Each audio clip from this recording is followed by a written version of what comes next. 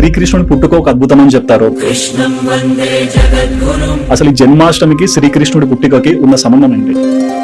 కృష్ణుడు 4 చేతులతో, చతుర్భుజంతో, నవ్వుతూ, కిరీటంతో, శంఖ చక్ర గదా పద్మములతో, కౌస్తుభంతో, వనమాలతో, పీతాంబరంతో పుట్టాడు స్వామి. వింటుంటేనే ఇలా ఉంది. భగవానుడు అవతరిస్తారు.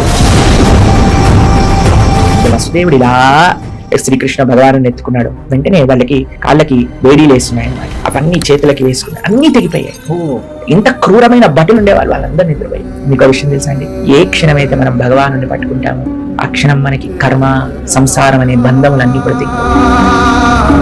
ఎవరైతే అండి ఆ సున్నితమైన నిర్మలమైన మనస్సు ఉంటుందో వాళ్ళకి ఎప్పుడూ కష్టమే రా. కష్టం వచ్చినా వాళ్ళు దాన్ని ఆనందంగా తీసుకోగలుగుతారు. ఎందుకో తెలుసా అండి, కృష్ణుడు పక్కన ఉంటే. అందుకే రామదాస్ గారు అన్నారు, తక్కువేమి మనకు. కొంతమంది మూర్ఖులు వాదిస్తూ ఉంటారు కదా బయట నుంచి, విగ్రహారాధన. ఆ భగవంతుడి యొక్క సేవ యొక్క మాధుర్యం తెలిస్తే కదండి వాళ్ళు అర్థం చేసుకునేది.